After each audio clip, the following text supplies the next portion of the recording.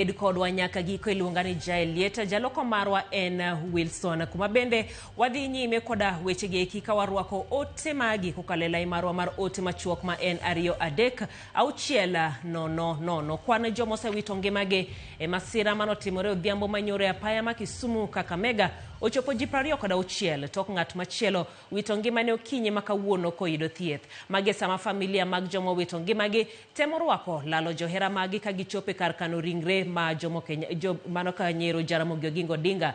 Piny owacho osingo biro kawo ting' mag thieth kodiko mag joma nowito ngimagi. Millicent Adhiambo nigi ler ewi wachno. Ji ma osewito ngimagi e masira makoch mane otimore e apaya maduong' ma Kisumu Kakamega ne ochopo ji 26 bang' ng'at achiel kuom ji 5 mane ngimagi nitie kinda kuro Gasumbi ne owito ngimane gokinyi. Ma en kaluwore kod masira manojuko jowuoth marik ne owuok e liel e gwenge ma Nyaera e sub-county ma Kisumu West. Masira makoro weyo familia mekgi gi kuyo kod buok matamre gi nono. Awito ji 4 mar family to ji 3 nie ICU. To tek kodwa ma ahinya nikech ka familia achiel mowuok no dhi ywago migogo ma en ot achiel koro dhano osetho 20. Kata jomo odong' mangimago kaneno ka gin maber. Baba nowuok ni dhi e wuoth kane wa expect no dhi duogo. Hawi marach baba odong' e mochare. Nyara nyako wadgi mosiep neno kwae ni tera wuoth. Koro ka winjo simo ta winjo no to nyara no chuore no senindo. En gi nyithindo 3 moweyo matinda, achiel ja sekondari. Koro mani kuyo mokela ka jowetena.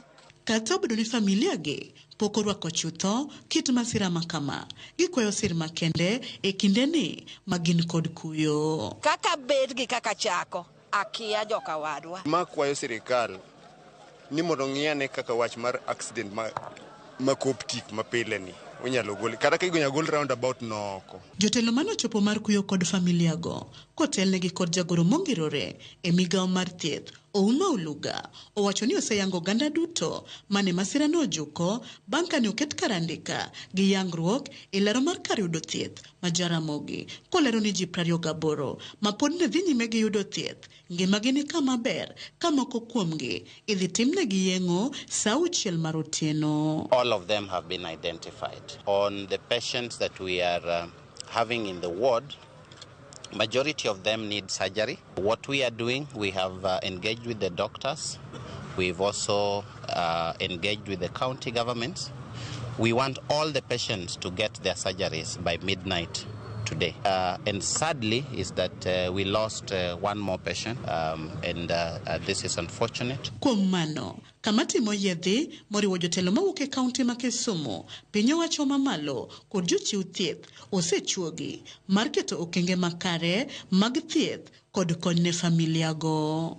So we're going to look at the resources which we have in the other hospitals with the county and within GOTRH as the national government. So far 4 people have come to donate blood, and I think that should be improved during the day. Now, we would like to live with Konambaya all our lives, losing our people on a daily basis, whether just one person or so many people like we did yesterday.